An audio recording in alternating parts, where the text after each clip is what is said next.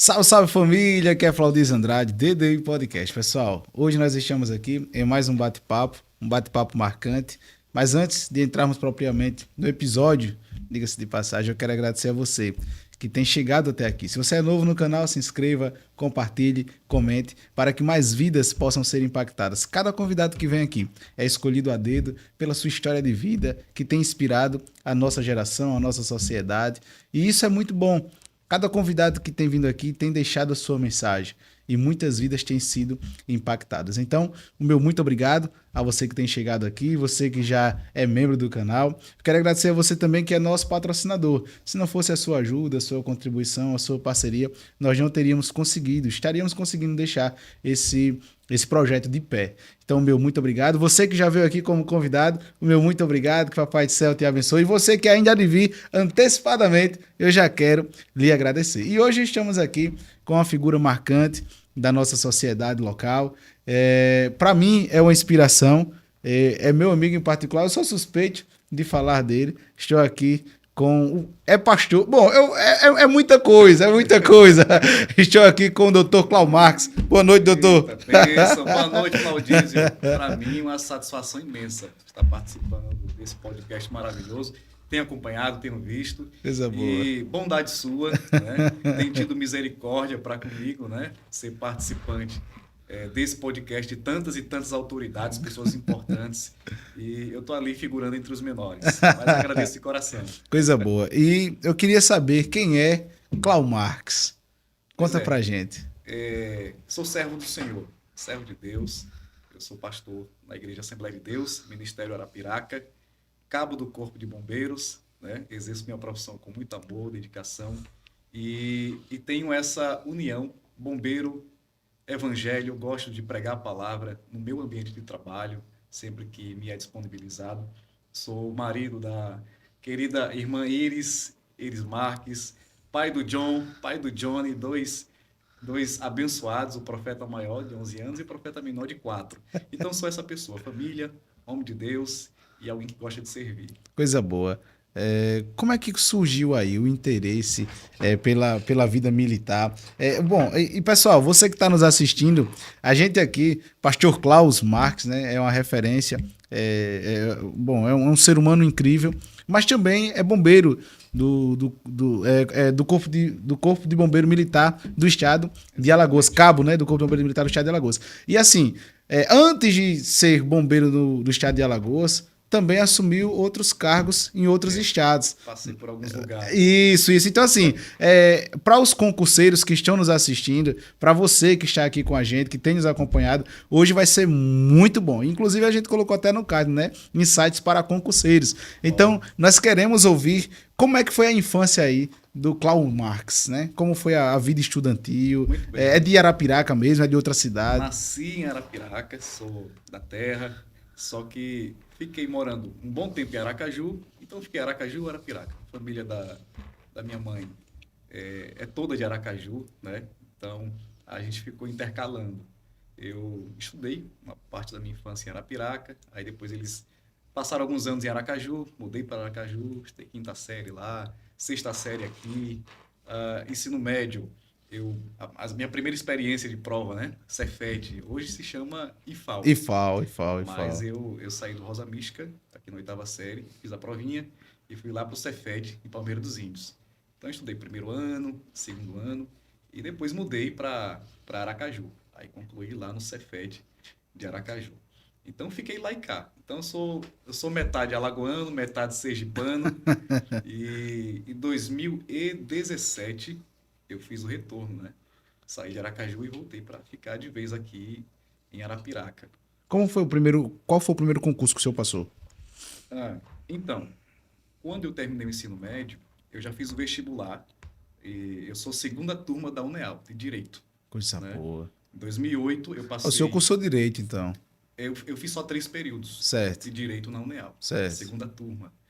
E quando abri o concurso, o primeiro concurso que eu fiz, na verdade, foi em 2007. Lembrando, 2007 eu fiz o INSS sem base de nada, só meti a cara, não sabia nem o que era concurso. Não fui aprovado. Meu pai até pagou um cursinho rápido, mas não sabia nada de Constituição, de Direito. Fui arriscar. e não passei.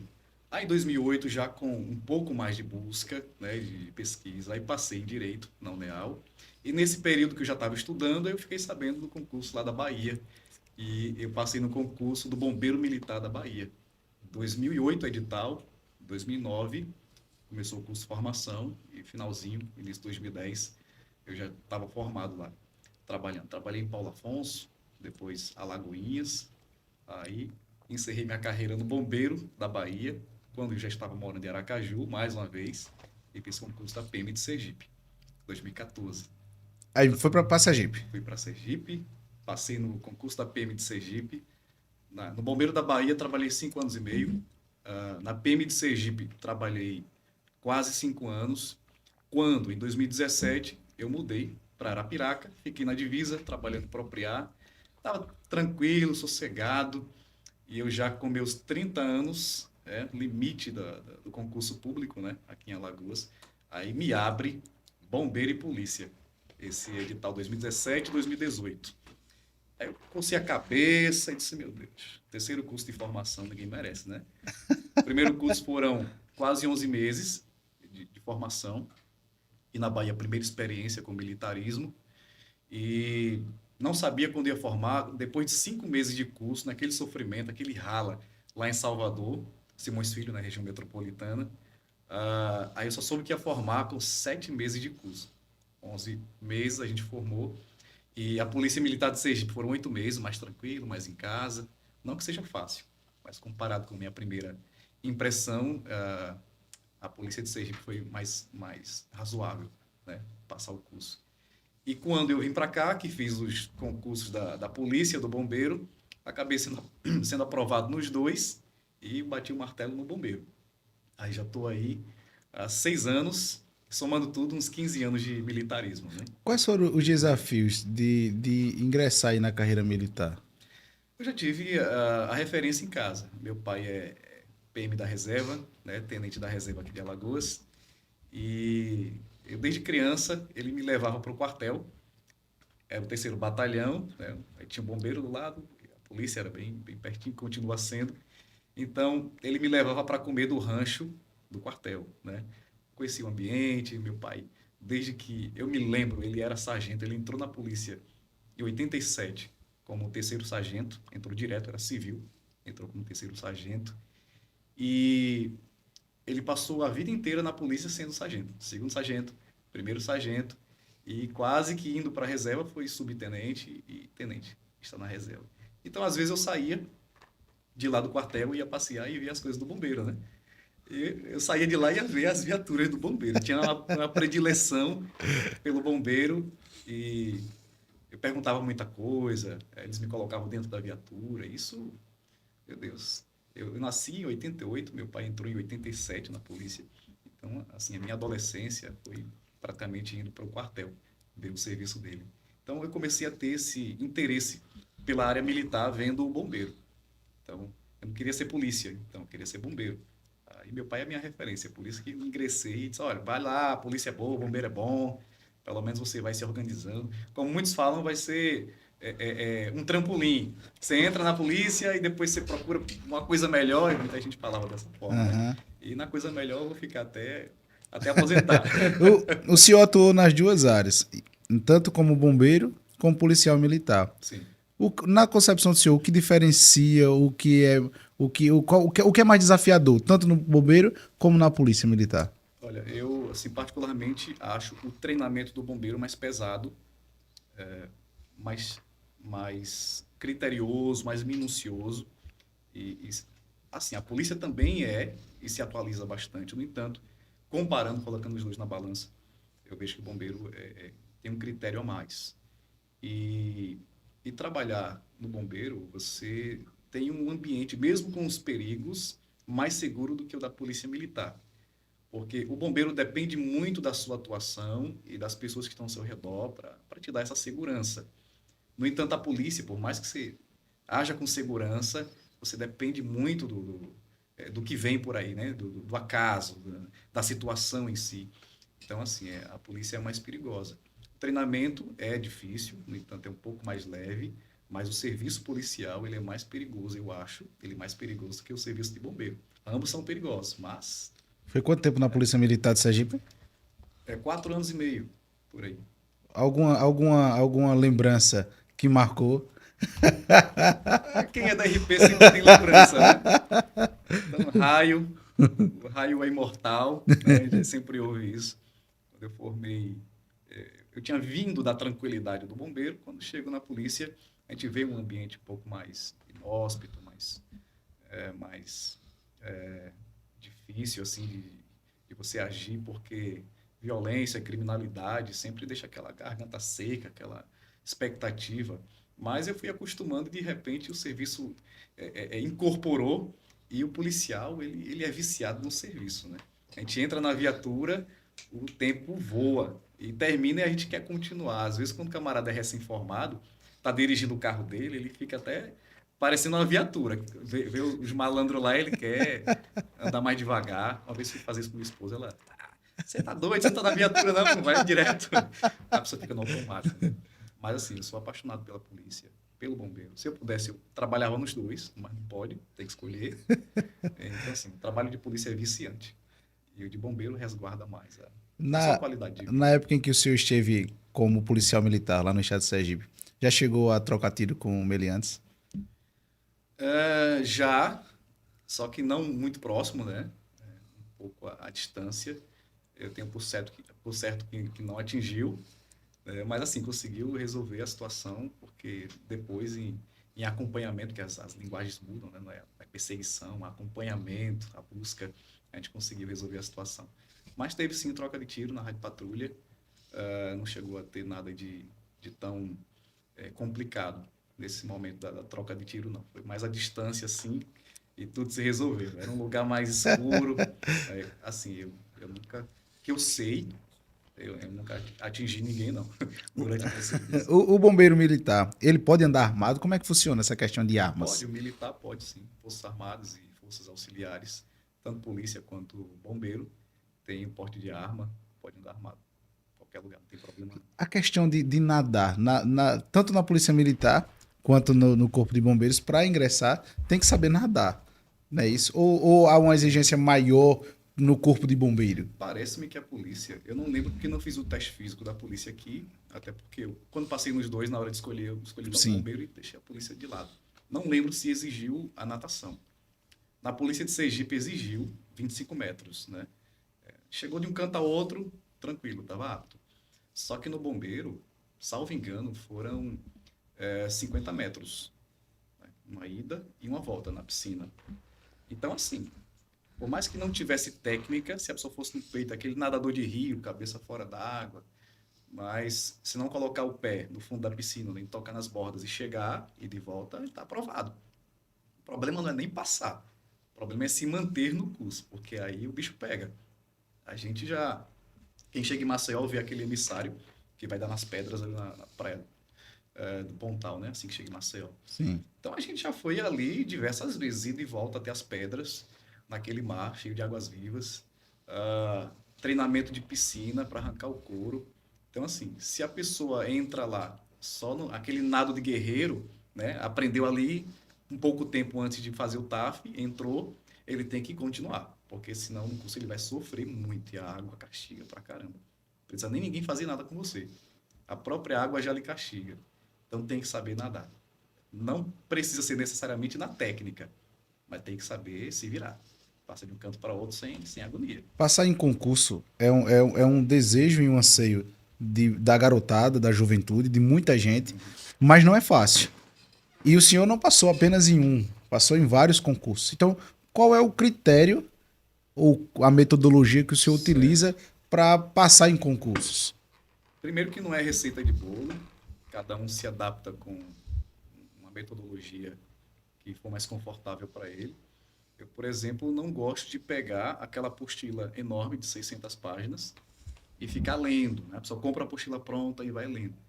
Todas as vezes que eu estudei, eu fiz a minha própria apostila. Eu ia para a internet. Primeiro, saiba o que é um conteúdo programático, saiba o que é um edital. O concurseiro que não conhece um edital, ele passa sufoco, né? se perde. Às vezes nem tem um critério ali que ele leia, ele não está dentro dos critérios, aí fica se esforçando de um lado e quando é para fazer, perde, porque não tem os critérios obedecidos, né? Os pré-requisitos. E eu lia o conteúdo programático e eu saía pesquisando na internet. Por exemplo, chegava lá em História, era Vargas, Idade Média. Aí eu pesquisava na internet um texto que eu achava adequado, copiava e colava no Word. Aí ficava fazendo recortes. Para não perder muito tempo lendo muito, para não ficar expert em um ponto só, e ao mesmo tempo não ficar aleatório. Então, eu não lia a apostila de 600 páginas, mas eu fazia uma com todos os conteúdos de aproximadamente umas 70, 80 páginas. Então, o que eu via que era importante, eu copiava, fazia minha própria apostila. Então, no arquivo do Word, eu colocava todas as disciplinas, as partes que eu achava importante e começava a ler dali. Aí, depois que eu fazia a minha apostila, eu começava, a minha forma sempre foi assim, eu separei por páginas e eu só conseguia estudar um conteúdo, quando terminasse o conteúdo eu ia para o outro. Né? Hoje as pessoas ficam alternando, né? Um pouquinho de português, um pouquinho de matemática. Eu nunca consegui fazer isso. Eu sou historiador, não sei se minha mente me ajuda na questão de lembrar do que eu li antes, mas eu separava, por exemplo, hoje eu vou ler 10 páginas. Li as 10 páginas, me aprofundava nelas. Aí no outro dia, mais meta, 10. Eu pegava as páginas totais, via os dias que faltava para a prova, separava, uma matemáticazinha dividia. Então, a minha meta é ler tantas páginas por dia.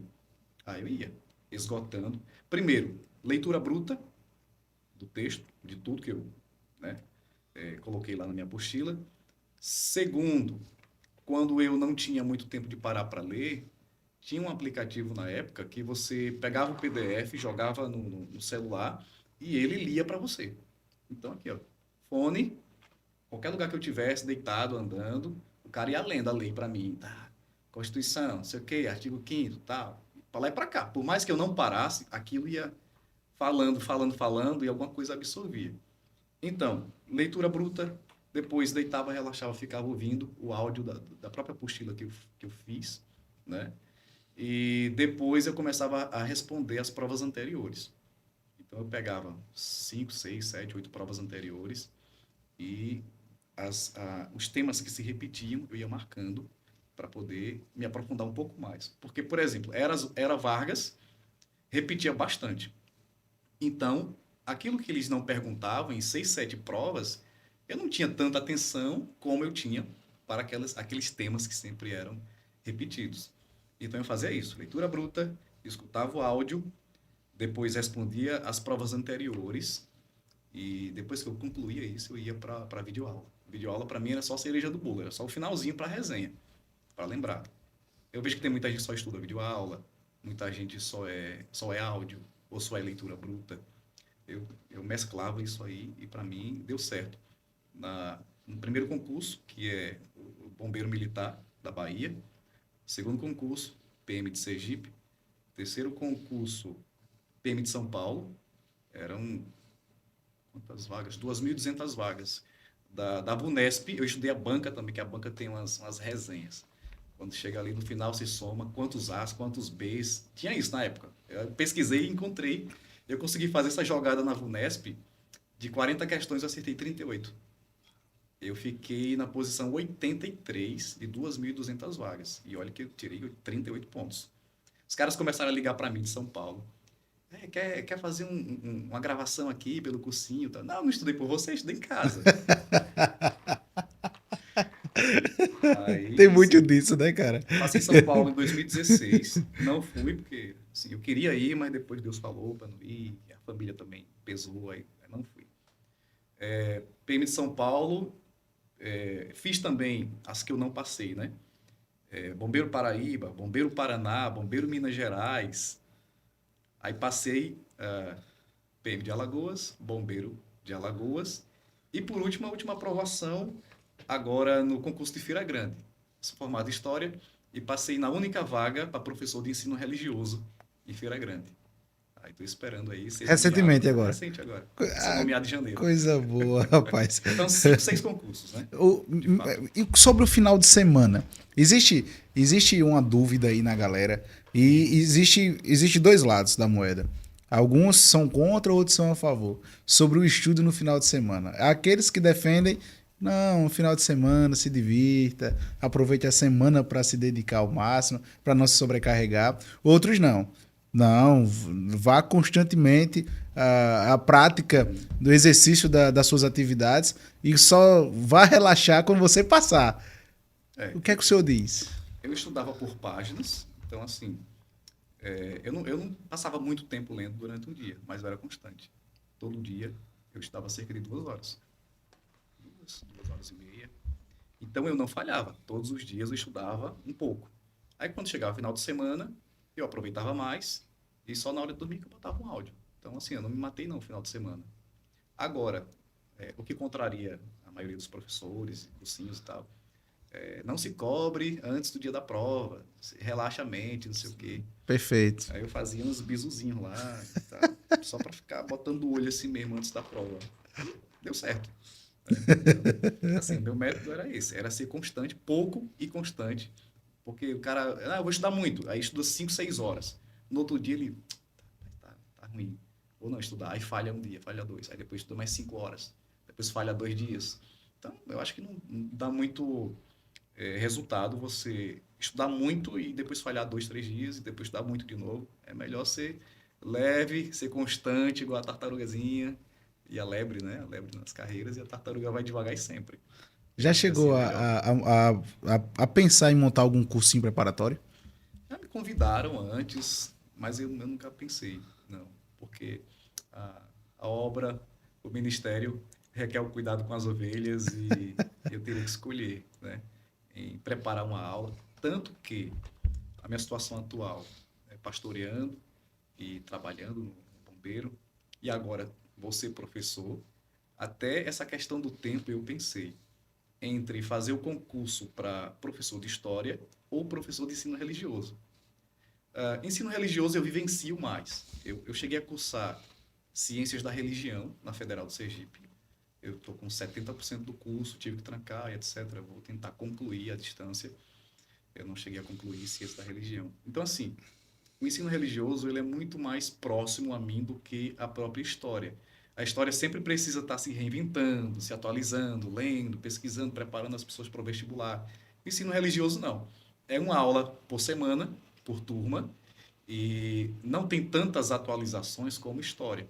Então, para minha demanda atual, eu mesmo sendo historiador, escolhi concorrer para ensino religioso, para poder administrar, porque eu amo ministrar aula, escola bíblica, pregar, enfim. Aí eu tento adequar minha vida com aquilo que é mais adequado para os dias de hoje. Eu amo história, mas ensino religioso é mais tranquilo. Qual o conselho que o senhor daria para aquele jovem que galga o concurso público aí, que galga uma carreira militar, corpo de bombeiro militar? Qual o conselho que o senhor dá para essa galera? Parar de ficar babando na TV, sonhando, vendo os camaradas correndo e colocar no papel e cumprir. Porque só desejar, só querer não resolve nada também. A gente precisa entender que muita gente quer passar na polícia, mas só fica preso na academia. Malhando, malhando, porque eu quero ser policial, vou ser forte. E sim, ó, primeiro aqui. Principalmente, tem que ser simultâneo. Mas a pessoa precisa tirar um pouco isso da mente e colocar no papel. E ser constante. Porque se só desejar, não leva muito ao resultado. Você tem que concretizar, você tem que realizar. Não foi fácil, nunca foi. Tem que sentar, tem que ler, leitura bruta, tem que se esforçar um pouco, né? Tem que deixar de lado alguns prazeres, alguns passeios, para poder manter o foco. Então, primeiro é conhecer esse mundo, saber o que é edital, saber o que é conteúdo programático, entender que você não precisa ser é, é, doutor em um tema, você precisa conhecer razoavelmente bem sobre tudo e não perfeitamente um ponto e os outros você ficar falhando. Então, assim, equilíbrio, constância e, obviamente, a vontade, o desejo, né, a querência, mas não é só ficar desejando, é procurar saber, ser curioso. ir atrás. Aí eu acredito que ele consegue sim chegar no objetivo. Coisa boa. Na vida do Corpo de Bombeiro Militar, o senhor já chegou a sofrer algum ferimento, algo do tipo? Assim, os arranhões, os cortes é natural, né? Uma ocorrência, a gente obviamente usa os equipamentos de proteção individual, no entanto, no calor da ocorrência, porque a gente faz tudo.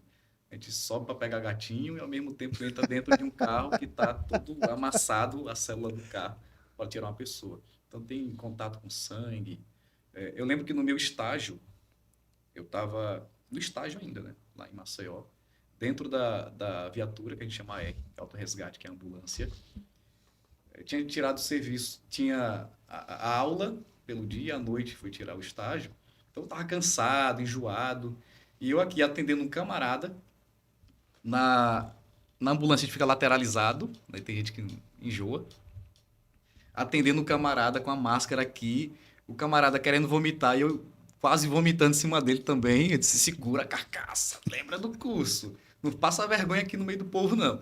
Aí você respira fundo, aí vai e continua. Aí tem essas questões assim, porque o bombeiro tem muita pressão. Lugar apertado, lugar fechado. Tem que ter muita resistência para você conseguir ir até o final. Só você andar com aquela roupa de incêndio, só andar, você já fica muito cansado. Que dirá você pegar a mangueira, ajudar no combate a incêndio, depois resgatar, depois pegar uma pessoa, depois descer uma ribanceira, pegar uma maca. Então, tudo é muito cansativo. Mas em relação a marcas, a minha maior marca não foi em serviço, foi na folga. E aqui, eu não sei se você pode pegar aqui. Foca aí, Luiz. Ó, O que tiro, foi? Isso foi o quê? tiro. Eu tomei 3. Vamos lá, como militar ou como bombeiro? No curso de formação, não foi em ocorrência, no Aham. curso, mas numa situação que aconteceu comigo. Eu tive a oportunidade de nascer de novo. Vai fazer 6 anos agora em novembro, né?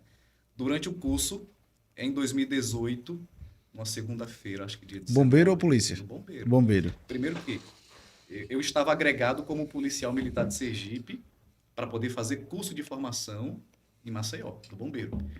Porque assim, hipoteticamente, se eu perdesse o curso, eu voltaria para Sergipe e continuaria sendo polícia, Sim, porque eu estava no curso. sim. Aí, como eu concluí o curso, eu não precisei dessa situação de retornar.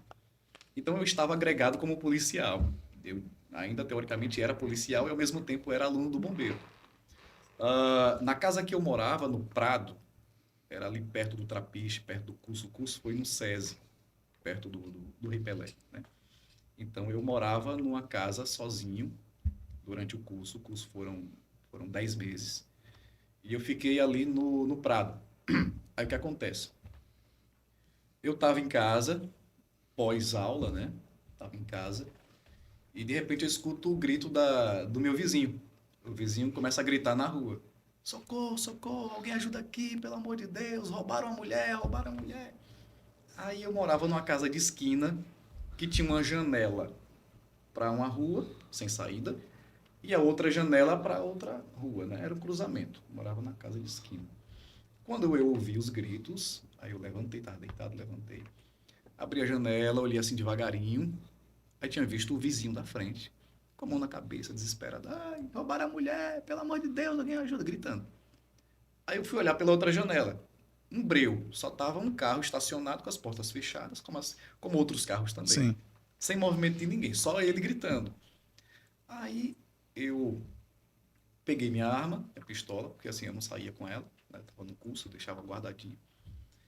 E peguei minha arma, fiquei observando se tinha alguma movimentação. Nada, só ele gritando. Aí quando eu desci, a gente chama a posição sul, que é essa posição aqui, ó, para não assustar ele. Porque eu já tinha visto que não tinha ninguém. Na minha cabeça, roubaram alguém, saíram correndo, e ele tá lá desesperado querendo ajuda para a polícia chegar e ajudar, ir atrás. Aí eu desci com minha arma, posição sul, aqui, fui beirando a parede da minha casa e olhando para ele. E ele desesperado, olhando aleatoriamente, né? Quando eu coloquei o pé na esquina, olhando para ele, que eu olhei para pro outro lado, meu irmão, de repente, o carro que estava parado, as duas portas se abriram, eu só vi o brilho da arma em minha direção. 2 metros de distância, assim, de mim para o Jean. O cara botou a arma assim por cima. Eu não tive tempo de reagir, só tive tempo de dar as costas e correr. Quando eu vi brilhando, eu já vi o fogo. Pá! Primeiro tiro, no antebraço. Entrou aqui, entre rádio e una, passou para o outro lado e a munição, o projétil, ficou alojado aqui dentro. Eu vou explicar depois, né? Porque eu tive a noção do que aconteceu no hospital. Aí quando eu tomei esse primeiro tiro, meu braço anestesiou. Eu não vi mais minha arma, não vi mais nada. Meu braço anestesiou, eu só tive tempo de dar as costas. E enquanto eu dava as costas, eu ia sentindo o tiro na coxa. Pá, na coxa. Tá, aqui atrás. E eu saí da linha de tiro, voltei para minha rua. E os caras descarregaram as armas parados do carro. Pá, pá, pá, pá, pá, pá. Foi tiro na parede, tiro para todo canto. E o vizinho doido, correu, né? Aí quando eu voltei, eu fiquei meio que cambaleando, olhei assim pro meu braço. Aí na minha mente, Jesus, eu vou morrer aqui, na porta de casa, sem nem saber o que é isso. Que situação é essa? Assim, fração de segundos, né? Rápido demais. Os tiros, pá, pá, pá. Eu senti aqui, ardendo e meio que anestesiado. Senti na coxa e senti nas costas, né? Como se estivesse perto da minha coluna. Mas ao mesmo tempo que eu corria e via que sangrando bastante, eu sentia os meus pés, normal, e eu fazia assim com as mãos e mexia. Aí eu pensei, eu vou só correr daqui, de perto. Quando eu correr uns 10 metros, eu paro. Porque se o sangue sair muito, eu vou perder a consciência.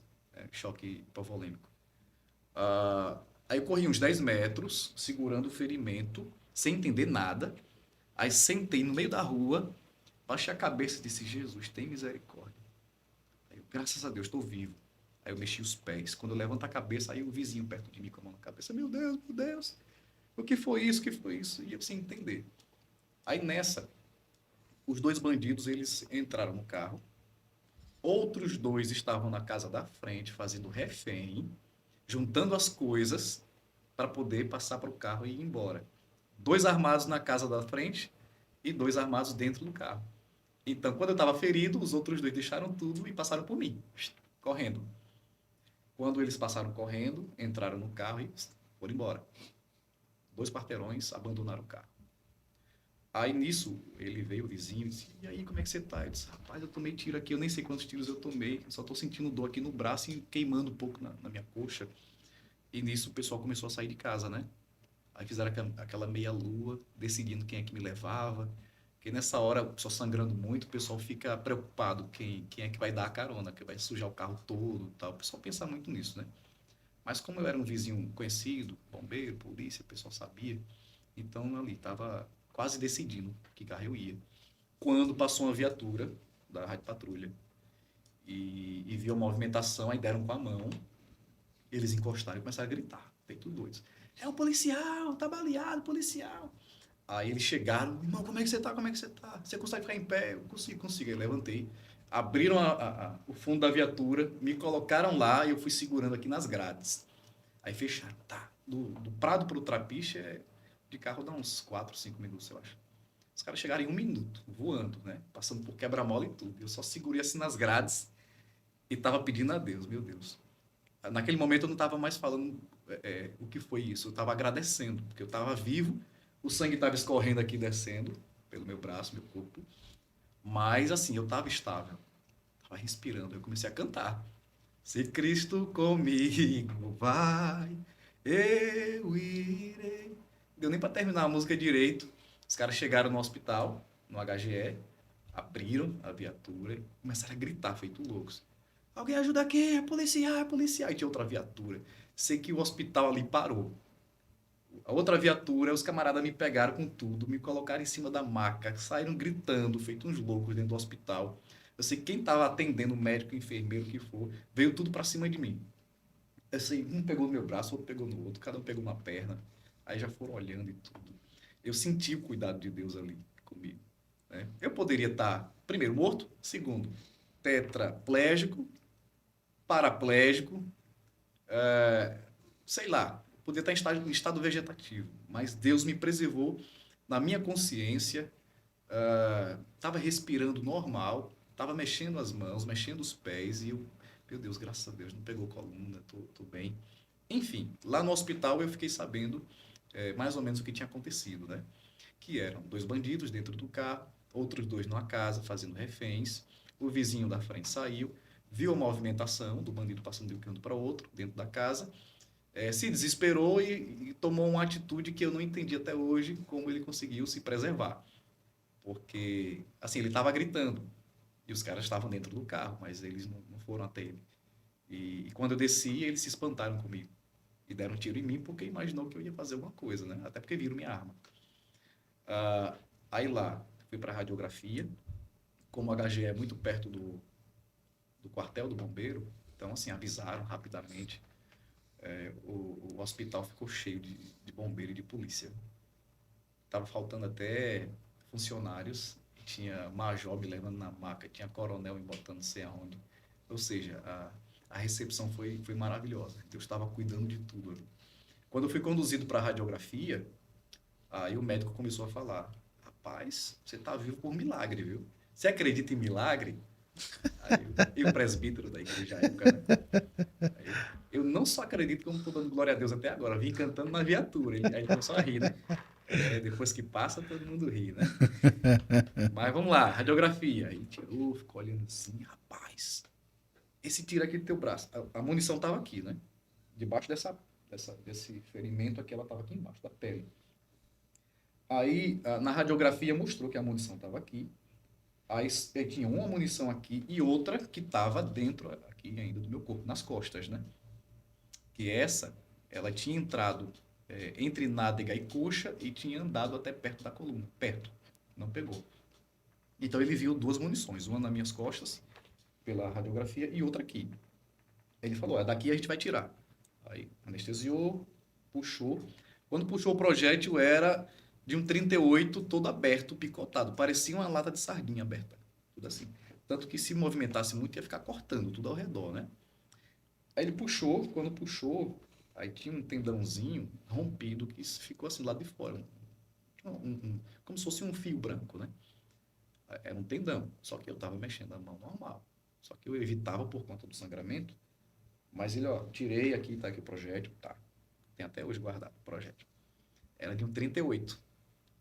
E pelo formato da munição, na radiografia, nas costas, era de uma pistola. 380. Depois que tirou, que eu vi que era. Então deu para perceber que eram 2 pessoas atirando ao mesmo tempo. A pistola, uns 12 tiros, e do revólver pelo menos 5. Em minha direção, me pegaram 3 tiros. Um ferimento foi na coxa.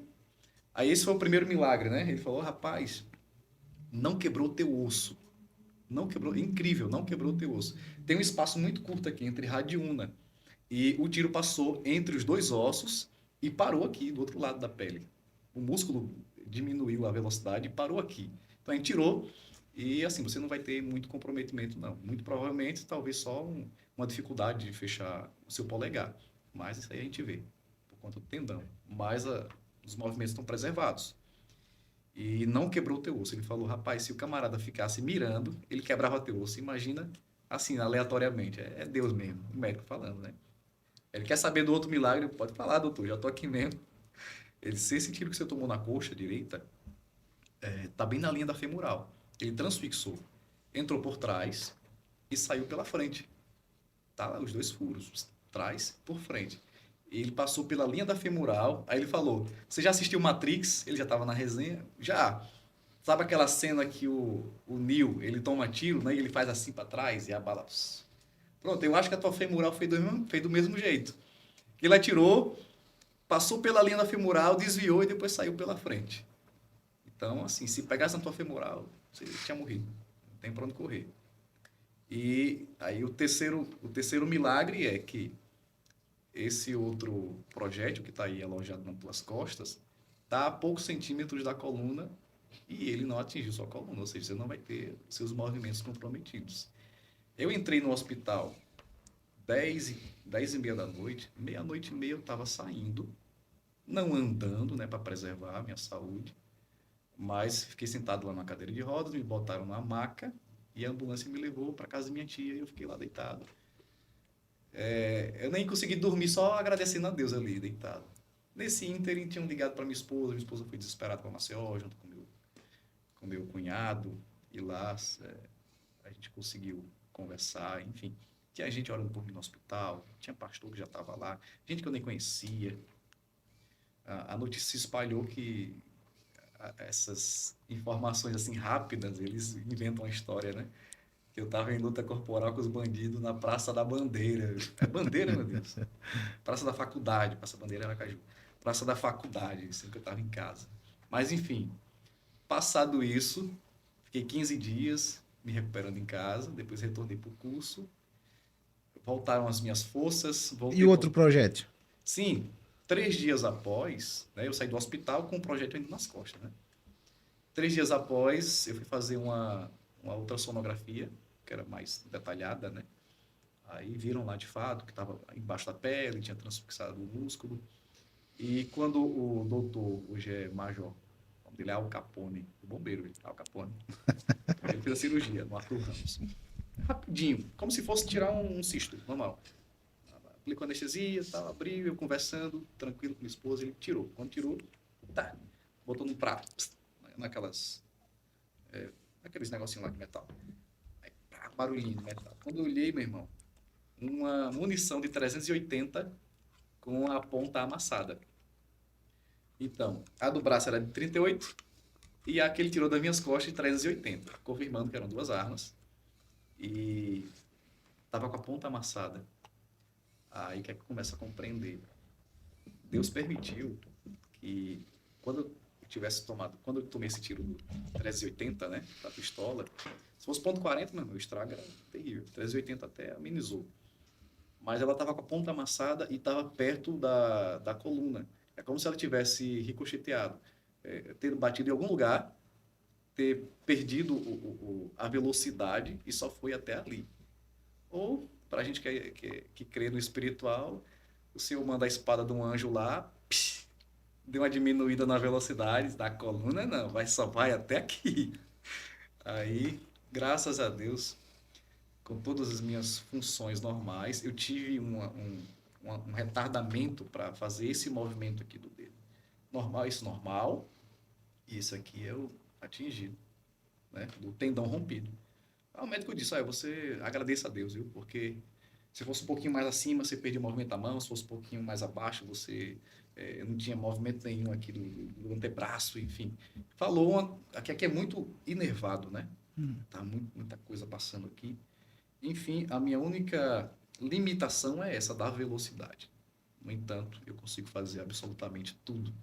Concluí o curso, fiz meus testes, fiz barra, fiz flexão, fiz minhas provas, desci da altura, desci em poço, nadei na praia, piscina. E Deus abriu portas através desse ferimento. Eu tive oportunidades para falar do Evangelho lá entre os bombeiros. E na formação, 2019, eu apresentei a turma diante do governador, do Renan Filho, e trouxe as palavras como orador da turma, agradecendo a Deus e agradecendo pela minha formação. Ou seja, tem coisas que, se Deus falasse que ia acontecer, a gente não dormia. Deus não falou, aconteceu. Mas se eu pudesse escolher entre não ter acontecido e ter acontecido, obviamente dói, é ruim, mas ter acontecido isso na minha vida me abriu muitas portas, tanto para o Evangelho, quanto para meu crescimento espiritual, minha maturidade enquanto pessoa. Então, esse aqui, como você falou daquela pergunta bem antes, é o sinal que eu tive, a marca que eu tive durante o curso, né? Na minha vida de bombeiro. Mas, em ocorrência, nada que chegue a ser crítico, não, de ferimento. Só arranhões, escoriações normais de ocorrência. O senhor é pastor de um ministério ao qual o senhor é presidente. E o senhor falou que a época... Meu sogro é o presidente, o pastor Irineu. Ah, é? Bacana, vamos lá. A época o senhor era presbítero. Sim, na né? Assembleia de Missão. Isso. E hoje o senhor é pastor no ministério ao qual o seu sogro... É seu sogro, não é isso? Nós plantamos Ministério Arapiraca, né? Assembleia de Deus, Ministério Arapiraca. Vamos fazer 4 anos agora em fevereiro. Como é que surge aí o ingressar pela carreira ministerial e espiritual e se tornar pastor Klaus? Eu sempre fui muito criterioso.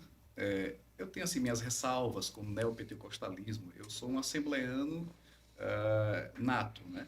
Eu me converti na Igreja Santa de Jesus Cristo, né? No tempo em que a igreja, pastor Marcelo, dirigiu os cultos aqui na Rua André Leão, aqui André em Leão. Brasília. Esteve aqui conosco. Grande abraço. Pastor Marcelo Oliveira, meu amigo. E eu quero aqui, diante das câmeras, aproveitando a oportunidade, externar Pois é, a agradeço. parceria, externar aqui os meus agradecimentos, o carinho e o cuidado, né? E até o senhor fez uma menção lá no direct, né? O cuidado que o pastor Marcelo tem tido com a minha família, com a minha casa e comigo.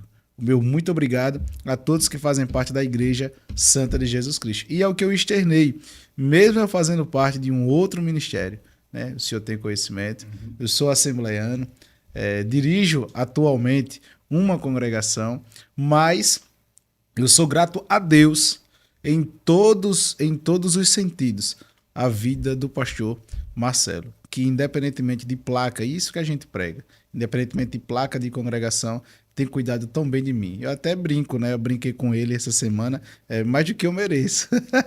Então, meu muito obrigado. Eu precisava externar aqui os meus agradecimentos. Pastor Klaus, pode Se continuar. vocês quiserem fazer uma modificação para deixar minha voz parecida com a dele, pastor Marcelo é uma benção. Foi quando eu me converti, foi 2, 3 vezes lá na casa da minha mãe, né? Conversar com ela, aconselhar, apacentar, enfim. Eu passei um ano na Igreja Santa e, pô, eu era um adolescente, por convite de amigos, eu fui para a Assembleia e lá fiquei. No entanto, eu só tenho a agradecer. O tempo em que permaneci lá e o que aprendi lá, me lembrou de muita coisa e me influenciou para muita coisa boa. E, assim, como eu estava falando, aí eu fui para a Assembleia e eu fui criado, eu fui formado na Assembleia. Então, sou um pentecostal clássico. Eu aprendi muito bem aos pés do pastor Ricardo Oliveira, Grande pastor Ricardo Oliveira. pastor Gilmar, Pastor Gilmar. Estava ontem e com o o Obreiro pastor Mirim. Gilmar. Obreiro Mirim, verdade, verdade. O Obreiro Mirim, ele ia pregar nos lugares e já me preparava. Vou te dar 5 minutos aí. Ia pregar um lugar cheio e tal. Aí ele falava com o dirigente, com o pastor. Aí, vamos ouvir o menino, adolescentezinho, Sim. 14 anos, pregando o evangelho nas congregações de Arapiraca, nas cidades aqui de Alagoas. E então tenho como referência o pastor Gilmar, o pastor Ricardo. Então cresci nesse ambiente, eu defendo esses princípios, eu tenho a teologia pentecostal clássica bem firmada na minha mente. E porque eu saí da missão, eu sou muito grato à missão, muito grato. A missão, ela tem a sua programação, o seu planejamento. E eu, como bombeiro militar, a minha folga é um pouco elástica. Eu trabalhava de escala. Por exemplo, 2 dias folgava 6 dias. Ah, que maravilha! Vem pro mar, vem pro buraco, vem sofrer. Enfim, eu tinha uma escala elástica. Não foi por insatisfação, não foi por contenda de visão. Saí pela porta da frente, pedi bênção e permissão para sair. Estava dirigindo o Eldorado, tivemos Sim. esse momento próximo, né? Sim, sim, sim. E me despedi da igreja e me despedi do pastor e agradeci. Eu fui seguir o pastor Irineu e nós plantamos o ministério há quase 4 anos, no momento da pandemia. E um dos motivos de eu ter saído era a minha folga elástica e eu queria colocar em prática meus projetos evangelísticos e eu precisava respeitar a programação da missão. Então, para que eu não atropelasse a programação da missão e para cumprir com o desejo do meu coração, da minha alma, do trabalho evangelístico que eu faço, de ir para a praça, de ir para as ruas, de fazer o que faço, pedir a bênção para poder seguir outro caminho. Eu sempre falo o seguinte, não é porque as pessoas vão para sentidos diferentes que elas são opostas ou inimigas. Perfeito. Deus chamou Barnabé e Paulo. Né? Separa meu Barnabé e Paulo para a obra que eu tenho chamado Barnabé e Saulo. Depois, Barnabé preferiu ficar com João Marcos. E Paulo estava, João Marcos não está muito alinhado comigo. Aí Barnabé foi com João Marcos e Deus preparou quem para estar do lado de Paulo? Silas. Paulo e Silas para um canto, Barnabé e João Marcos para outro. Passou um tempo depois, Paulo disse, traga-me João Marcos porque me é muito útil. Então, o que é que eu aprendo? Nós somos motoristas de ônibus, da nossa própria vida, né? A gente para no ponto de parada quando alguém dá a mão para subir. A gente não controla quem sobe, não controla quem desce, a gente só para nas paradas. Você só precisa ter foco e atenção na direção. Então, assim, existem pessoas que por um certo tempo ficam perto de nós, cooperam com a nossa vida, nós precisamos ser gratos a elas. Contribuíram com a nossa vida, têm a nossa gratidão. No entanto, algumas descem primeiro, outras vão até o final. E assim tem sido com a minha vida. Sou extremamente grato à Assembleia de Deus, ministro, inclusive estou indo para Camboriú. Não é para os Gideões, não, gente. É Camboriú. O evento é no mesmo lugar, a igreja é a mesma, a Assembleia de Deus, Ministério de Missão. Estou indo ministrar lá em Camboriú, estou indo pregar em Navegantes, que é do Ministério Missão. Prego em Aracaju com os meus amigos, né? Fui consagrado ao presbitério lá em Aracaju. Então, assim, somos muito parecidos.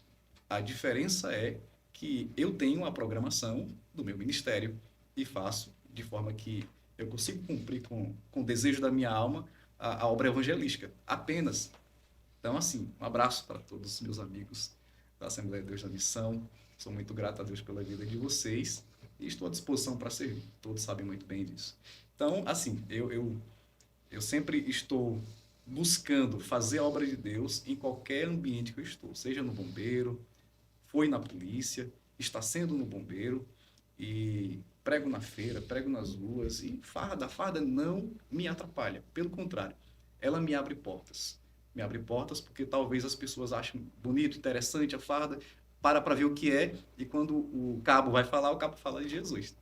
Então, assim, eu sou muito grato a Deus pelo meu emprego, pelas pessoas que me ajudaram até hoje, pelo ministério que me recepcionou e pelo meu ministério que o Senhor me deu, a plantação da Assembleia de Deus Ministério Arapiraca.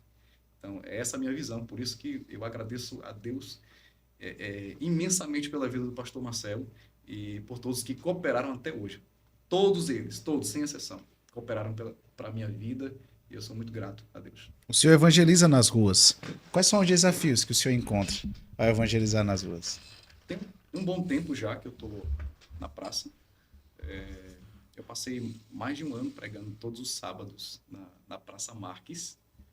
Eu preguei sobre 34 milagres de Jesus, cada sábado um milagre diferente, explicando ali, e de forma saudável. Eu pesquisava na internet, eu lia livros de como abordar as pessoas, de como ser uma pessoa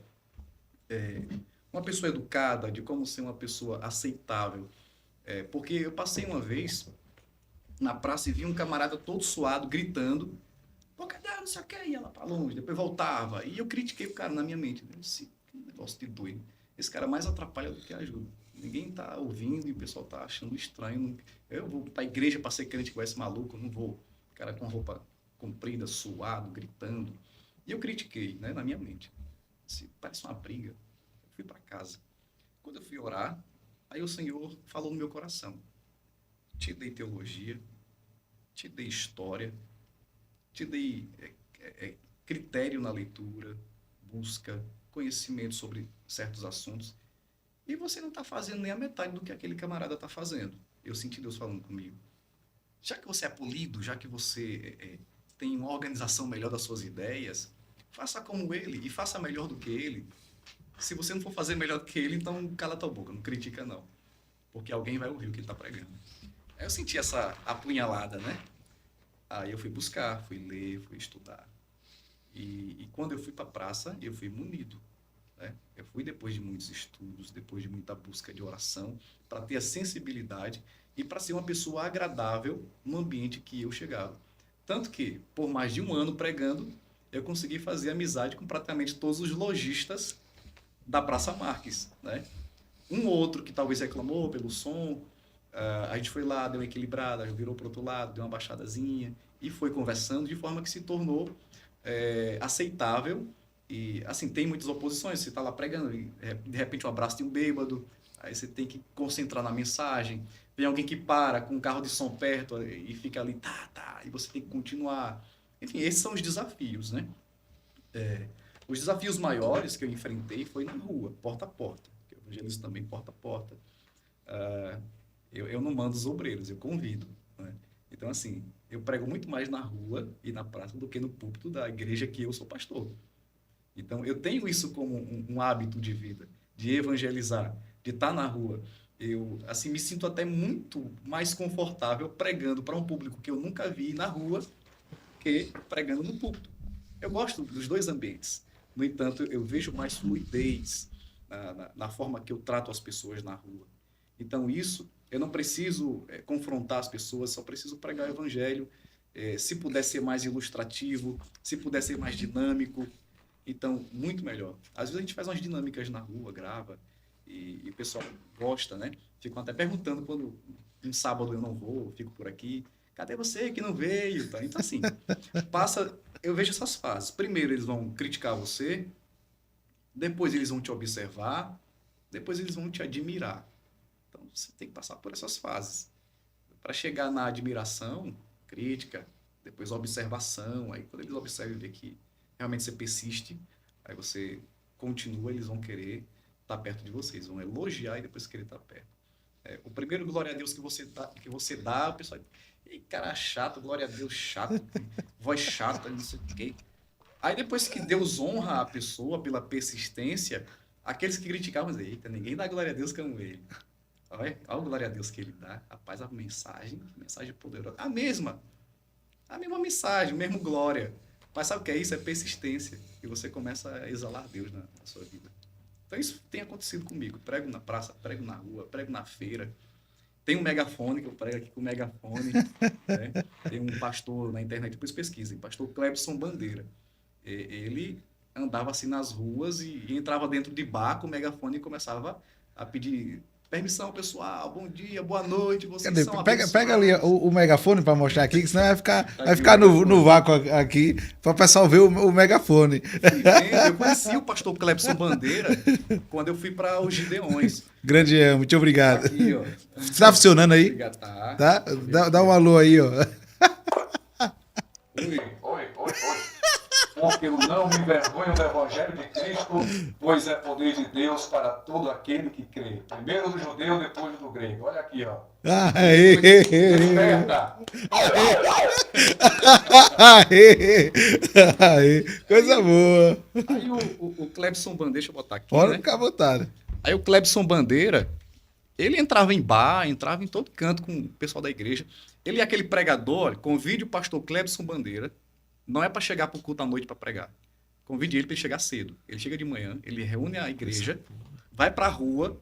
Ah, mas tem vergonha. Ele pega o megafone, ele pega o carro de som e sai nas calçadas. Para em bar. Eu vi vídeo dele, que todo mundo do bar de joelho, com a mão assim para cima, dizendo glória a Deus. Né? Então, ousadia. Eu conheci ele nos Gideões. Eu fui para os Gideões em 2023, 2024. Aí em 2024 eu o conheci. Aí ele, todo animado, pegou o megafone e foi falar comigo. E disse, olha, varão, é bem simples. E é uma pessoa já bem aceita onde ele está, no ambiente. Ele era de Imperatriz, Maranhão, e está morando em Blumenau. Ele estava vindo para cá, tá vendo aquele pipoqueiro ali? Estava aqui todos os dias do evento do congresso. Eu fui lá e preguei para ele, ele aceitou Jesus. Aí todo alegre, eu percebo essa alegria, porque eu não tenho evangelismo como uma programação mensal, uma programação semestral. Eu evangelizo todo dia, eu vou para a rua todo dia, eu gosto, eu amo fazer isso. E é um pouco daquilo que eu queria e não estava assim encontrando espaço pela programação já constituída na missão. Então, ele me inspirou mais ainda para poder buscar, e ele dá palestras, ele ministra sobre essas questões de como você ser agradável às pessoas. Você não precisa ser confrontador, ignorante, cara fechada. Você pode ser estratégico e arrebatar pessoas. Então, assim, o megafone foi por conta dele. Aí eu levantei para a igreja, né, a necessidade, a igreja chegou junto e a gente comprou o megafone. Coisa boa. Eu vou pro carro com caixa de som, com megafone. Pastor doido, deixa. Gosta. É minha vida. O senhor é muito pacato, muito sereno. E a gente percebe a suavidade nas palavras, a forma como o senhor se comporta. Mas a gente vive numa sociedade onde as pessoas... E o senhor é muito bem sucedido. E as pessoas... Bondade sua, agradeço. É bondade não. E as pessoas, infelizmente, na sociedade que a gente vive, boa parte das pessoas elas não toleram o sucesso alheio. Elas não suportam o sucesso alheio. E surgem as críticas, e muitas das críticas são infundadas. Como é que o senhor lida com as críticas? A crítica, eu fiz a crítica ao pregador de praça, aí quem me respondeu foi Deus, né? Então, assim, se eu chegar em algum ambiente e eu não conseguir mudar para melhor, eu fico calado. E da mesma forma, eu vou lhe ser sincero, eu não recebo muitas críticas, até porque eu publico e caio fora, né? Eu nem fico lendo muitos comentários nem nada também. A obra evangelística, como é uma obra tão pouco feita, quando alguém faz, por mais simples que seja, há um elogio. Então, muito raramente eu vejo alguma crítica em rede social em relação a esse trabalho. Eu fui para a Rua 16 com a igreja com 5, 6 pessoas, né? A gente, Rua 16, eu falei uma vez e alguém disse, não, vai não lá, porque pode ser que alguém veja você e pode pensar outra coisa. Pensar o quê? Eu vou estar com o megafone, com a caixa de som, eu vou estar pregando. Então a gente foi para a Rua 16, eu preguei lá, a gente cantou, louvou o Senhor, eu com o megafone para cima e para baixo. Naturalmente alguns se escondem, né? Não quer ser visto. E eu fiz igual o Clepson Bandeira. Eu entrei em cada ambientezinho daquele lá, cada casinha daquela. Entrei. Deus abençoe sua vida, tá? Botei a mão na cabeça das meninas e orei. E entrei na outra casinha e fui, de casa em casa, orando ali. Jesus tem misericórdia. Né? Vai abençoando. Eu profetizo que na sua vida não vai ter derrota, que os seus filhos não vão ser corrompidos pelo tráfico, não sei o quê. Deus deu aquela ousadia. Então, assim, quando você faz algo que é incomum, mas é louvável, você acaba tendo mais elogios do que críticas. As críticas quais são? Aquelas poucas críticas que você tem no porta a porta, quando você está na rua. Ah, já tem minha religião, aí fecha a porta na sua cara. Aí jogaram água em mim, já passaram mania na cabeça. Mas assim, de empurrar, de bater. A gente tem um país que, graças a Deus, é muito aberto à pregação do evangelho. Tem algumas perseguições em alguns lugares, mas não se compara a lá fora, não. Então, assim, como eu estou lidando com críticas, recebo pouquíssimas críticas. As maiores críticas que eu recebo é lá em casa mesmo, para melhorar.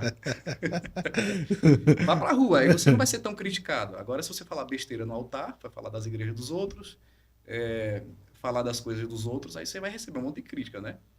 Falar de cor de pele, falar de não sei quem, não sei quem. Aí você vai ser criticado, né?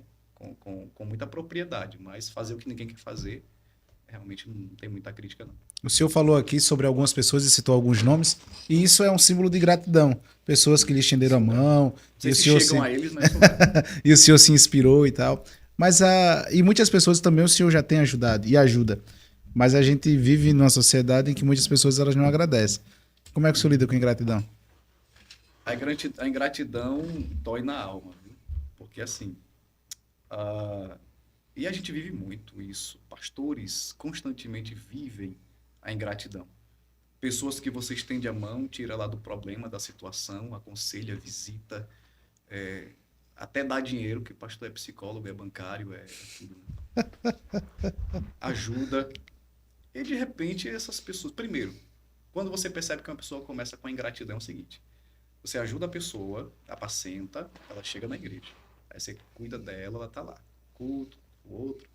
Aí começa a faltar. Aí você pergunta, e aí, tá tudo bem? Tá tudo em paz, pastor, amém. Aí depois falta de novo, tá tudo bem. Aí já não responde assim, tão rápido. Sim. Bora um dia, depois de 2 dias. O abençoado some. A abençoada some, não diz tchau, não diz obrigado. Isso não é um privilégio meu. Acontece em todas as igrejas. É por isso que eu falo, continue dirigindo o seu ônibus, deixa entrar e deixa sair. Mas trate bem quem entrou e trate bem quem está saindo. Mas a ingratidão, a gente vê muito nisso, das pessoas saírem sem se despedir. Parece que as pessoas não aprenderam a fechar ciclo. Quer sair? Vai em paz, Deus abençoe. Vai lá se apacentar, onde você se sente bem. Mas sair sem dizer nada, sem agradecer. Eu vejo muitos pastores que são angustiados, uns que beiram a depressão, o sofrimento, porque ladearam pessoas que ajudou muito, depois as pessoas caíram fora. A maioria delas desviadas, ou, enfim, não está com a vida boa. Mas foram ingratas. Se o pastor absorver isso, ele não vive. Não vive. Ele vai ser angustiado, ele vai ser depressivo. Então, saiba usar os princípios bíblicos. Avisa uma vez, avisa duas, leva um testemunho. A terceira não quiser ouvir, leva à igreja. Se não quiser, deixa com Deus. Se você absorver os problemas da humanidade, você adoece. Então faça o que você pode. Salve a sua família. O melhor pregador da Bíblia foi Noé. Não ganhou ninguém, mas ganhou a família. Tudo certo. Né? Você não foi chamado para ganhar ninguém. Você foi chamado para pregar. Quem convence é o Espírito Santo. Então, a ingratidão, ela dói na alma, porque por todos os pecados que o homem comete, ele tem uma justificativa, né? Não, mas eu fiz isso porque ele me traiu. Eu fiz isso porque ele pegou o que era meu. Então, tem justificativa. Porque ele me bateu, me empurrou, pensou mal de mim. Mas ingratidão, qual é a justificativa da ingratidão? Você estender a mão para o camarada, ajudar, tirar ele da lama, dar tudo que você pode para ele. E, de repente, a pessoa ir embora, dar as costas ou falar mal de você em outro lugar. É ingratidão. Foi a ingratidão que fez com que o povo de Israel, que saiu do Egito, não chegasse em Canaã. Não tem justificativa. Você vê Maná, codornizes, água da rocha, mar se abrindo, coluna de nuvem, coluna de fogo, tanta coisa acontecer, chega lá, se prostra diante do bezerro. Então, ingratidão, não entrou na terra, entrou quem Deus quis. Então, a ingratidão dói na alma, mas uma mensagem para os pastores, para todos, isso serve para todos. Não absorva a ingratidão na sua alma. Lá no jardim do Getsêmani, Jesus recebeu o beijo de Judas, e Jesus chamou Judas de amigo. Era o que isso aí? Era como é que chama? Estava sendo irônico, sarcástico, né? Não, Jesus estava sendo sincero. Jesus não tinha ironia nem sarcasmo. Jesus, de fato, tinha Judas como amigo. Amigo, tu vai trair o filho do homem com um beijo. E Judas foi com traição, Jesus, amigo. Ou seja, não crie inimigos por você. Os inimigos se levantam e eles mesmos se resolvem. Então, continue prosseguindo, indo adiante, mesmo com a ingratidão. A ingratidão dói, mas distrai a sua mente, ore a Deus e procure novas pessoas. Pronto. A vida é assim. Para o pastor Klaus, o que é felicidade? A felicidade se consiste em você estar cumprindo a sua missão. É você estar bem espiritualmente, você estar bem emocionalmente. Então, eu encontro meu porto seguro na minha casa, na minha família, minha esposa e meus filhos, que são a minha família. Meus pais amo, minha irmã amo, meus sobrinhos são parentes. Eu encontro o meu porto seguro na minha família. Eu estando bem com eles, estando bem emocionalmente e bem espiritualmente, eu encontro a felicidade aqui na Terra, um pedaço do céu, preparando até lá. Então, família e espiritualidade. O senhor já tem cabelos brancos e, consequentemente, a experiência vem com os cabelos brancos. O que é a vida para o pastor Klaus?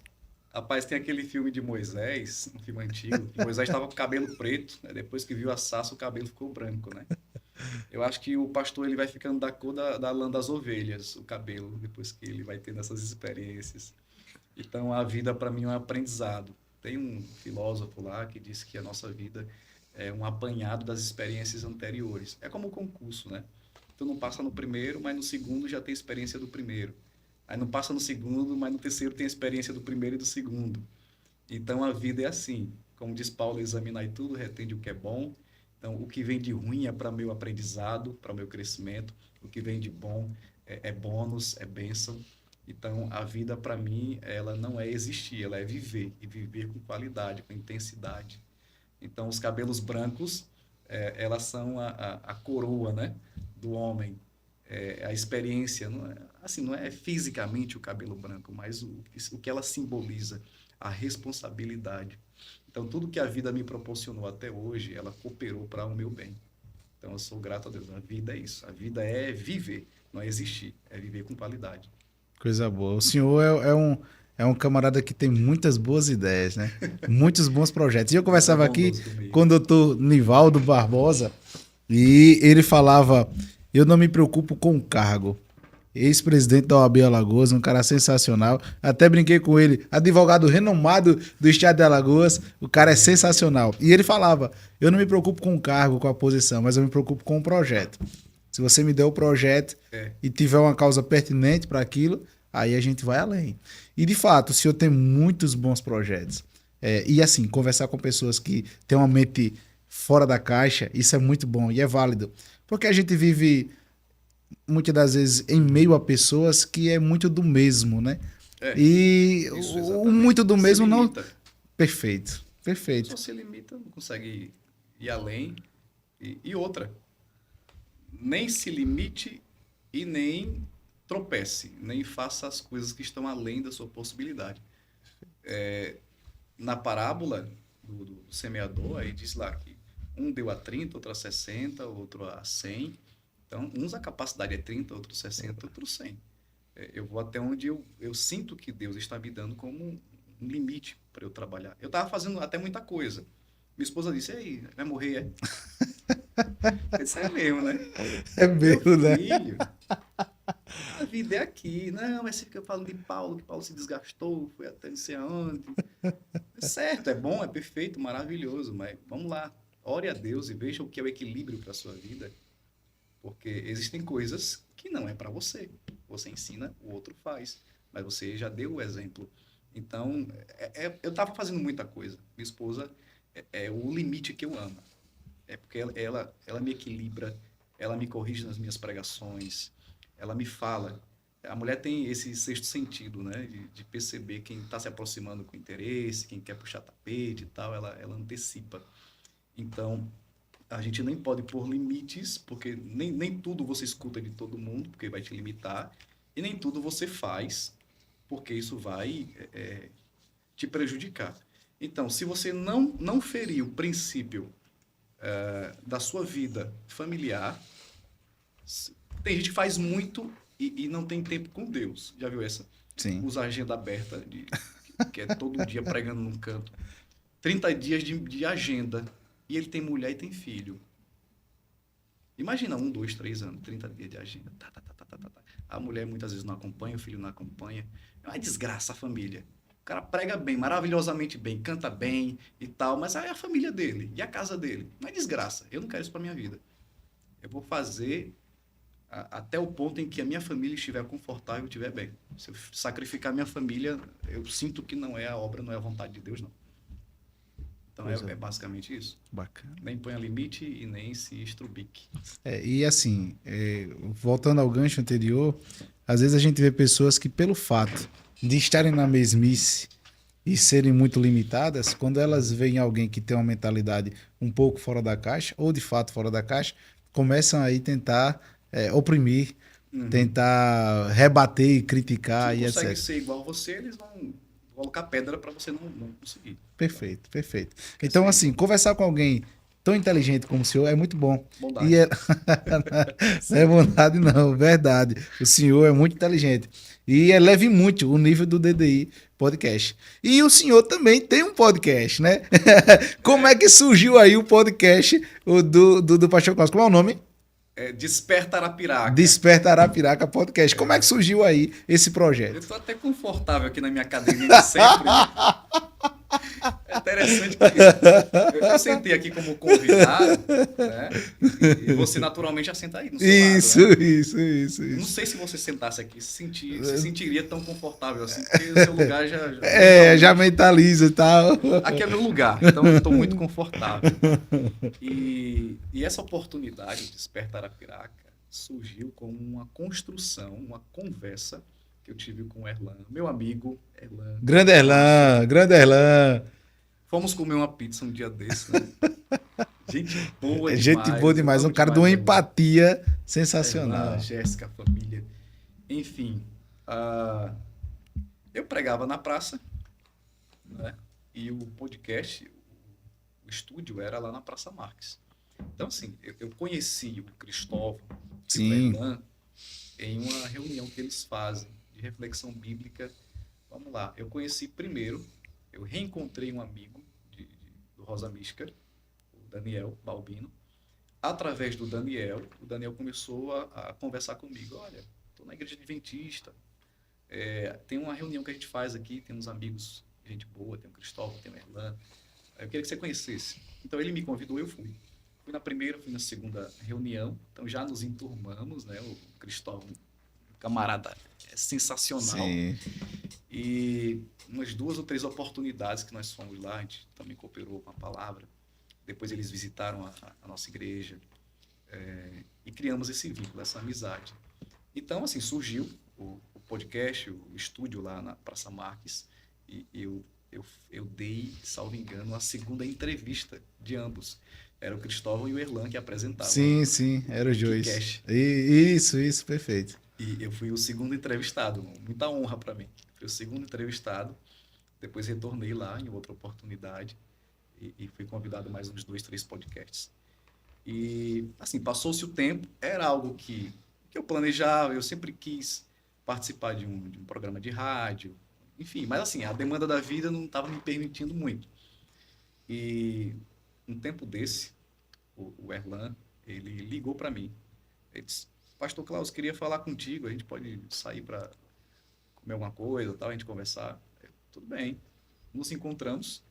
E ele disse, olha, eu estava orando a Deus aqui e Deus só colocava você na minha mente, no meu coração, para lhe fazer um convite. Eu não sei se você vai aceitar, mas se você aceitar, eu vou ficar muito feliz. Eu esperando. Sim, eu queria te convidar para que você pudesse participar das programações do nosso podcast, né? Do nosso estúdio para gravar. Eu fiquei muito feliz porque foi uma resposta de Deus que eu estava orando a Deus para que acontecesse uma oportunidade como essa, eu conversar com a esposa, na igreja, para a gente fazer. E sem eu ter conversado nada, absolutamente nada com o Erlan, ele me veio com a proposta, conversou e disse, olha, eu quero dar a Deus uma parcela do tempo das gravações, do podcast. Então, assim, fica à vontade, fala da palavra de Deus, entrevista pessoal. Enfim, aí começou essa parceria. Coisa boa. E a gente começou a convidar os pastores da cidade. De início, assim, eu estava meio que perdido entre aspas, na questão do podcast de entrevista, né? Então, os 2 primeiros episódios eu comecei a pregar e falava uma coisa, depois criava outro quadro, né, Jean? Grande Jean ali. Né? Jean lá, me auxiliando e tudo. Aí, do terceiro podcast, o Erlan, posso dar uma sugestão? Claro, com certeza.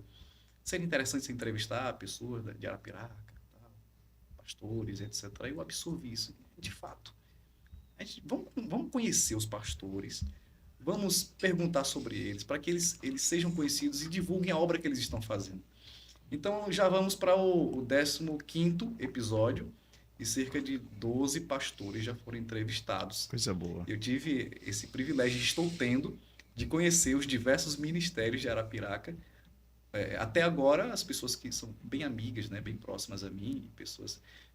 uma ou outra coisa talvez eu não concorde liturgicamente. Sim. No entanto, a oportunidade de divulgar uma obra que está sendo feita para o crescimento do Evangelho, ela é extraordinária.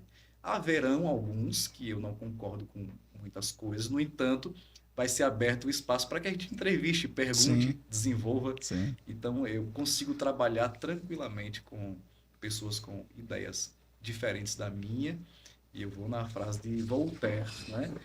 Posso não concordar com a palavra que você diz, mas defenderei até o fim o seu direito de expressá-la. Boa. Então, nessa ideia, a gente vai construindo aí o diálogo e cada um expõe a sua ideia. E no final a gente ora, agradece a Deus. E assim vai. Vamos ver se a gente consegue chamar os pastores de Arapiraca, né? E aceitem o convite, pelo amor de Deus. Né? Coisa boa. Pessoal, estamos se aproximando do final. Tudo que é bom dura pouco. Aqui tem história para passar aqui a noite toda. Se inscreva, compartilhe, comente. Você que tem chegado até aqui, para que mais vidas possam ser impactadas. Você que é nosso patrocinador, meu muito obrigado. Você que tem desejo, anseio aí, patrocinar o DDI Podcast, entre em contato com a gente, vai lá nas nossas redes, vai ter uma equipe totalmente disponível para melhor lhe atender. Pastor Klaus, a gente sempre faz um bate-papo, bate e volta no final do bate-papo.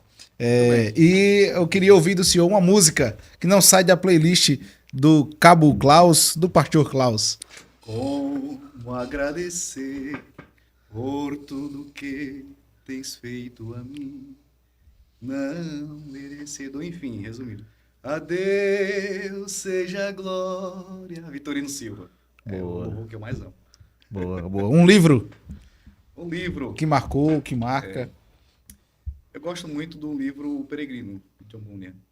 Eu já li algumas vezes, eu realmente gosto bastante. Os demais livros que eu leio são livros teológicos, livros de história, mas esse marcou bastante. Coisa boa. Uma cor. Azul, eu sou todo azul. Por quê? Azul e se tiver uma outra escolha, cinza, né? Coisa boa, Azul e coisa cinza. boa, coisa boa. Um desafio. Algo que Desafio, foi desafiador. Ou que o senhor ainda pretende. Um desafio. Que vem à mente do senhor quando o senhor vai falar de desafio. desafio é alcançar mais espaços que eu ainda não alcancei. A mulher disse, segura um pouco, mas rua, praça, igreja, podcast, rádio, TV. Eu gosto de. Mais um desafio que eu quero aceitá-lo é fazer evento. Evento com cruzadas. Né? Não é evento só cantor, trazer um pregador mesmo de fogo e abrir assim, a nível de Arapiraca. Explique pro Tem muita pessoal o que é um vontade. pregador de fogo. Pregador de Senão... fogo na linguagem pentecostal. Eu sou homem do fogo, né? Tá vendo? É fogo no bombeiro e fogo na igreja.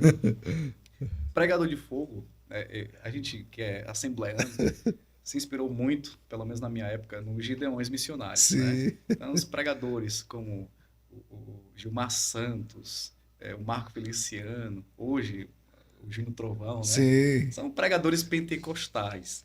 Então, Takayama, quem mais? Tantos outros pregadores assim de fogo. São pregadores pentecostais que pregam com fervor, com alegria, com destreza.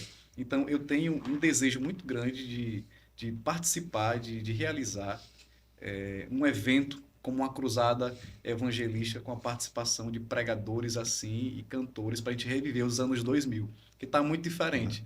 Eu sou do tempo dos anos 2000, 2001 até 2010 ali, uma pregação afogueada e o pessoal respondendo. Mas essa época de tanto celular, de tanta distração, o pessoal está um pouco mais devagar, mas a gente vai buscar reacender essa chama.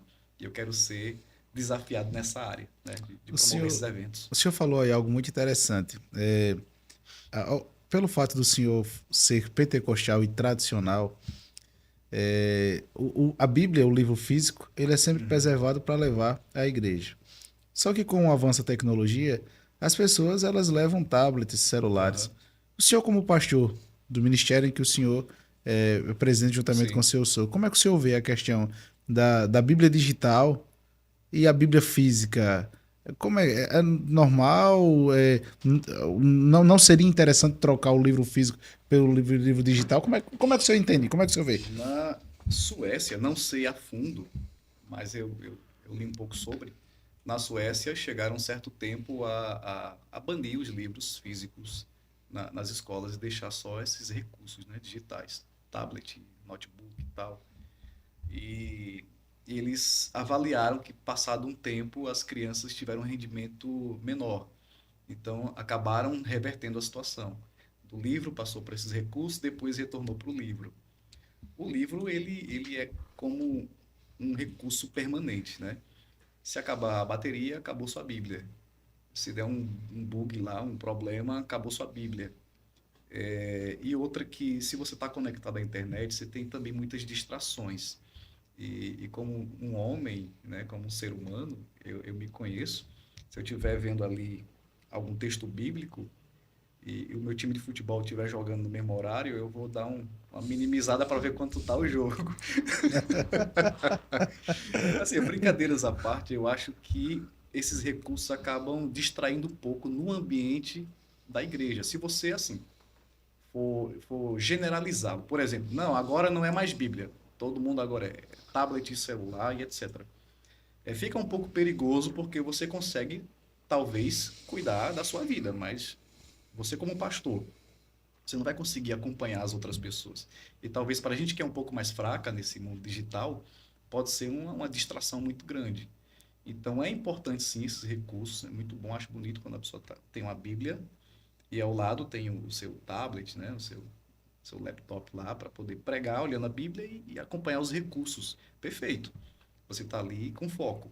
Agora, se você tira a Bíblia física e só usa esses recursos digitais, você tem uma tendência muito grande a se distrair. E a distração é o que tem esfriado muitas pessoas.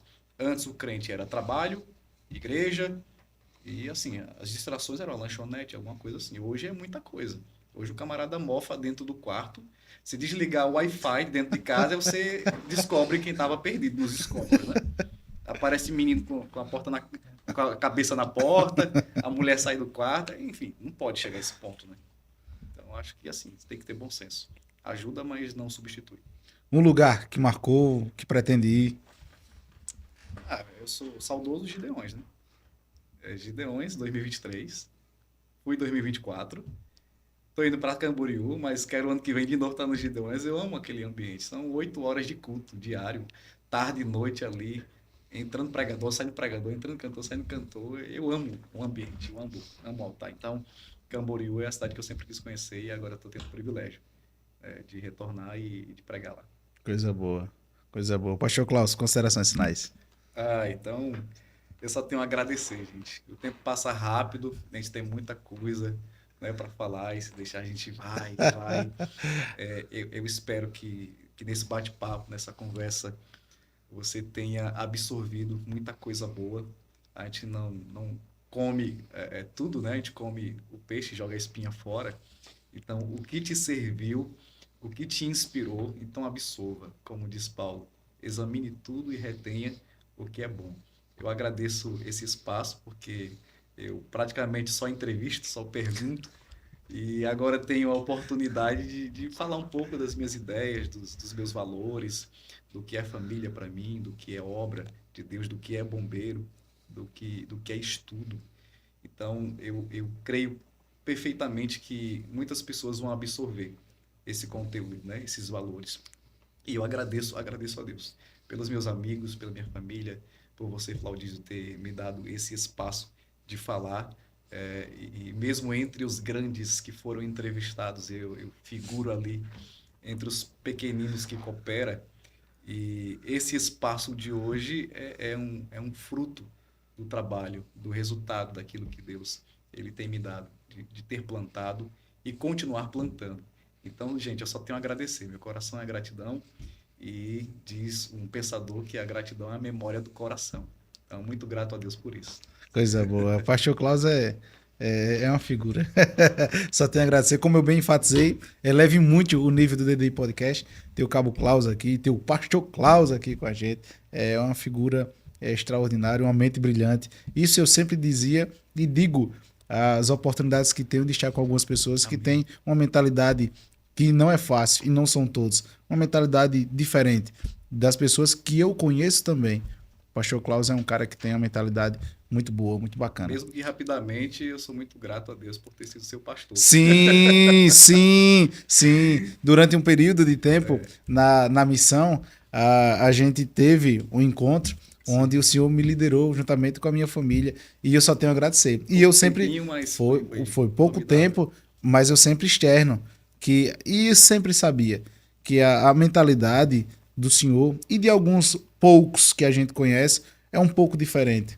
Porque assim, a gente vê e percebe que quem tem a mentalidade diferente, ela não se acostuma com a mesmice. Uhum. Quem tem a mentalidade diferente não só quer crescer, mas quer que todos em sua volta também cresçam. E, infelizmente, a gente vive numa sociedade em que as pessoas elas querem até crescer, mas quem está próximo delas não cresça. Eu torço para que o outro cresça. Fica agarrando o trigo. Crescer. Eu torço até para que o outro cresça, infelizmente. Para deixar você em paz, né? Cresça, meu filho, voe, vá. Isso, mas completando o raciocínio, eu torço até para que outros cresçam, mas não mais do que eu, infelizmente. Então, quando essa mentalidade ela não for desfeita e que todos cresçam e que você dê a oportunidade que outros cresçam também, entenda que quando quem está próximo a você cresce também, aí as coisas começam a mudar. Então, o senhor é um cara muito inteligente. Muito obrigado. Diante de tantas ocupações, o senhor ter tirado um pouco do seu tempo para estar aqui com a gente, para mim é motivo de honra e de alegria. A gente vai tendo umas lembranças assim, gente. Toda quarta-feira, às 17h30, temos um culto lá no quartel do bombeiro, na academia de formação. Coisa boa. Eu trabalho na academia de formação. Coisa boa. Junto com meu colega, meu amigo, que é o Coronel Reinaldo, que é o comandante da academia. Então, toda quarta-feira, 17h30, todos estão convidados a participarem. E pode ir qualquer pessoa lá? Pode sim. A gente participa lá do curso. Seus militares estão em curso, E todos são muito bem-vindos, familiares dos militares e todos os convidados que chegarem lá, com certeza, Chega lá, pede para entrar e se apresenta lá, diz, olha, vim para o sim, culto, então a gente direciona toda quarta-feira, 17 toda horas. quarta-feira, Coisa boa. 17h30, né? Coisa São os boa. pontuais militares, 17h30 até as 18h15, no máximo a gente está concluindo. Coisa boa, coisa boa. Então, diante de tantas ocupações, o senhor ter tirado um pouco do seu tempo para ter vindo aqui, o meu muito obrigado. Papai do Céu, continue te abençoando, guardando a sua casa, a sua família. Amém. E muito obrigado por tudo. Viu? Opa! Quero agradecer ao Instituto Kcast por tudo que tem nos proporcionado, ter aberto as portas para que estivéssemos aqui. Quero agradecer o pessoal, toda a equipe que faz parte do DDI Podcast. Você que está nos assistindo, se é novo aqui, se inscreva, compartilhe, comente. Papai do Céu, continue te abençoando. E é isso. Meu muito obrigado. Valeu!